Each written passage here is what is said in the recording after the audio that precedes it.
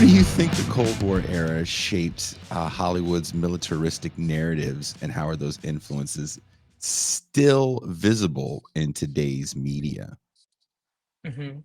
Yeah, it's an interesting. I mean, it's quite a lot to get through, but initially, so I mean, if we go back to the early kind of the establishment of the military entertainment complex, it came as soon as the Cold War started. Very much, I mean, as it was the case with like day-to-day politics within kind of the entertainment industries, it was about why capitalism is better than communism in a nutshell. It's about why the US will kind of come out as the global superpower. And on the flip side, I mean, I don't know if you'll know or not, but Mhm. Soviet art, literature, film, music, incredible at the time as well. There was a serious notion, particularly around the world outside of the United States, of like kind of going outwards with propaganda Yes. to explaining to people in the third world or non-aligned countries as to why the US is a force for good rather. So initially, as kind of like the anti-communist films from like the McCarthyist were being made, a lot of them were like facing outwards, made for Mhm. people all around the world, explaining to them why the US is just, why capitalism is great, why the Soviets are the worst thing since the Nazis, for example. Um, as that's kind of moved on, kind of especially since the collapse of the Soviet Union, it's become a little more inward. I mean, it always was, obviously, but it's almost kind of centrally just about the United States and what the Mhm. United States ought to represent. I mentioned in the piece as well, kind of like the general anti-communist, anti-Russia sentiments persisted. Every year you get like a couple of kind of like cheap kind of like action thrillers about like some Soviet spy or Russian spy with like an accentuated jawline and a thick accent kind of like coming to destroy the United States. Yeah. But that's kind of, it wasn't, people didn't care as much because like, well, I mean, yeah, there's a lot of people that are like Russia is the biggest evil in the world still, but this isn't like 1970 or 80.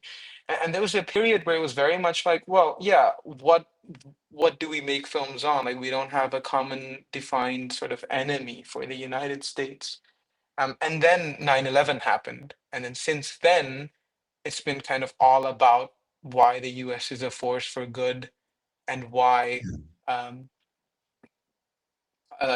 Muslims are essentially they've kind of replaced the Russians For a long time, in I think Muslims did definitely replace Russians, especially after 9/11. And then yeah. it felt like with shows like Homeland and 24, they tried to give you this veneer of evenness. Like, look, there's some good ones. We're just out to get the baddies. But overall, it was pretty racist, and it was pretty offensive. As someone that grew up in the 80s, where we had a definitive evil, which was another nuclear superpower, and the fear Mhm, was nuclear war, right? And I'm old enough to have had we called them earthquake drills because I grew up in California where and the San Francisco Bay Area where we did have a devastating earthquake in 1989. But those same drills that we were told were called earthquake drills in other parts of the country, they're called bomb drills. And that was very common for even my parents' generation to have these things called bomb drills because they definitely grew up in the Cold War as well. Um, it's it's funny to think that a movie like Rocky 4, which for me was just another Rocky movie, right? You could have made Rocky 48 when I was little. It didn't matter as long as I saw Sylvester Stallone beat up a black person, apparently. But he finally had to fight a white guy for a change. Um, and that becomes kind of the ultimate in Cold War movies because if you've ever seen, and I don't know if you've seen Rocky 4, you should. It's all the Rocky movies are really kind of amazing. Um, I lied. 5 and 6, I'm not the biggest fan of. The Creed movies are pretty good, but when you watch Rocky 4 and he goes to the Soviet Union and he's being followed by the KGB, and then when he's fighting Drago and he starts to win the fight, all the Russian crowd is yelling his name, and you're like, that would never happen. Yeah. Very cartoonish. Yeah. Oh man, yeah, this is the sad thing that Robert Booth says now kids have active shooter drills, which is even more sad. And then you Yeah. talk about movies like Top Gun, where it's just nondescript brown people that are bad, which is really Hmm. funny. And if I'm not mistaken, because I get Top Gun and Iron Eagle confused. There's another movie that comes out, which I think is worse than Top Gun, which is Iron Eagle. Now, I went to the movie. I can remember my mother dropping me off at the movie theater as a 9-year-old watching Top Gun and thinking how cool it was that, Tom Cruise is riding around in a motorcycle and fucking got a leather jacket and banging Kelly McGillis, like all that shit was really cool to me at 9. But it was Iron Eagle that was more realistic to me because that was about a group of young people and Lou Gossett who steal a fucking plane to go save Jason Gedrick's dad, who was illegally flying over what I think it was a made up country, but it would have been Gaddafi's. I can't think right now. What country was Libya. Gaddafi? Libya. Thank you. So sorry. Mhm. Not that you're Libyan. That's I'm just apologizing to all of Africa. Um, but that was a thing that actually happened. If you remember, well, you don't remember, but if you know about it, that was a thing that actually happened where Americans were flying over illegally that airspace and they were getting shot at.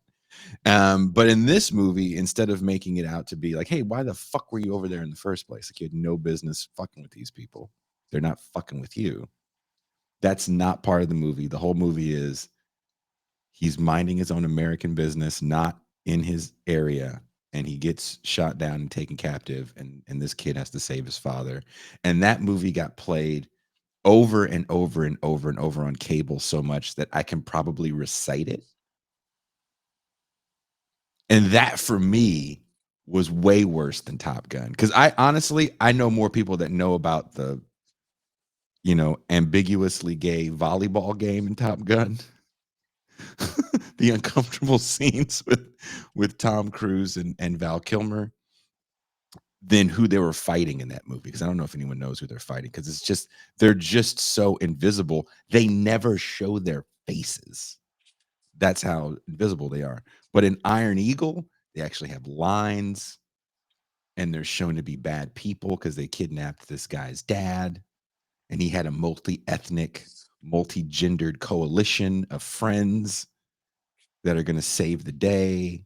Like that for me, and I can't speak for anyone else watching the show, that worked way better than even Top Gun or Red Dawn did to really cement American imperialism. And Mhm. I don't know what we have now that works that same way. Now you brought up some of the Marvel movies, and I didn't even know that Captain Marvel because I haven't seen Captain Marvel. Um, Mhm. and not that I'm against Marvel movies. I am a nerd in every sense of the word. I don't say that ironically. Um, but Carol Danvers, if I'm not mistaken, even the comic book is military, right? And you said that the military actually were like co-producers in Captain Marvel. Yeah. Yeah, the Air Force. So Captain Marvel, Brie Larson is essentially kind of like she's this like white, liberal, feminine face of American imperialism, right? But it's good. That's the entire purpose essentially of the film. And like I said, I think it's interesting you brought up the Iron Eagle because in more recent years the propaganda has been more subtle for a bunch of reasons. I think essentially with a film like Captain Marvel, for example, is that film came after 2 decades of the war on terror, the invasion of Iraq and Afghanistan, which for many Americans kind of put them off of this notion of like not so much celebrating the military, but like seeing like enlistment as like this rosy potential career they wanted to get into, particularly for women, right? Mm-hmm. Reports of like sexual assault within the U.S. military, for Mm-hmm. example, and a lot of what was kind of what was being revealed, the war crimes, etc. And with Captain Marvel, what that essentially the purpose it served is to kind of make the military seem cool for like women, particularly young women. Mhm. Um, and that's the thing. I mean, with Marvel, with heaps of other films, like the military entertainment complex isn't so much like not every film serving the same Mhm. objective, militarism, celebrating American empire and imperialism, right? Even if it's not portraying it as such, but certain films are targeting certain sort of audiences in different ways. That's kind of why it is a complex.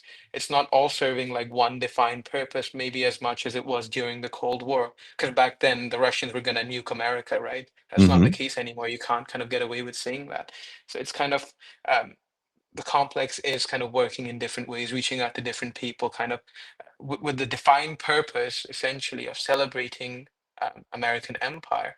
And I think it's a good segue since you brought up Captain Marvel of kind of getting into the other kind of what else has changed over the last 50 years or so, which is Mhm. increasingly the entertainment complex is now trying to get more people to enlist.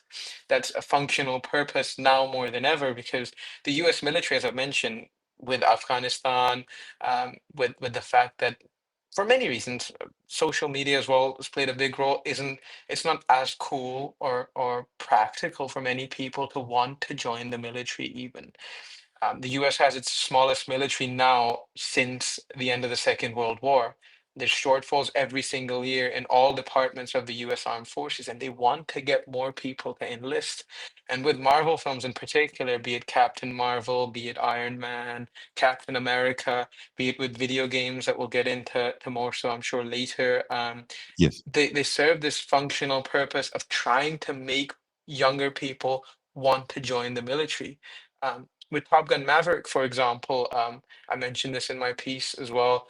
Across the United States, there were enlistment booths outside theaters.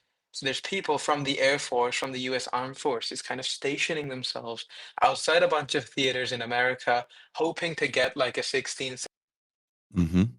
17. You've seen Glenn Powell shirtless, kind of uh, being like a bro fighting, sacrificing himself for like the American people.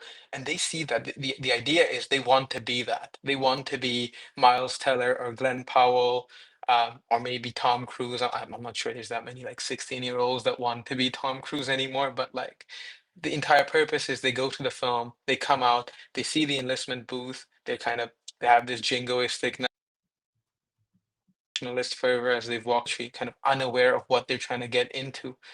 So that's in many ways how functionally the military entertainment complex has kind of evolved and changed. It's as much now about like getting people to join the military as it is about like maintaining this notion that like the US is the greatest country in the world, right?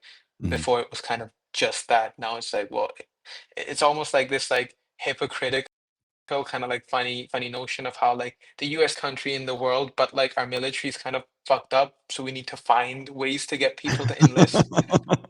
But that's the case with nationalism and imperialism. You kind of have to find ways to rationalize the hypocrisies, whether it be through the NFL and celebrating the flag and chastising Colin Kaepernick for wanting better, or otherwise. That's ultimately what it stems down to.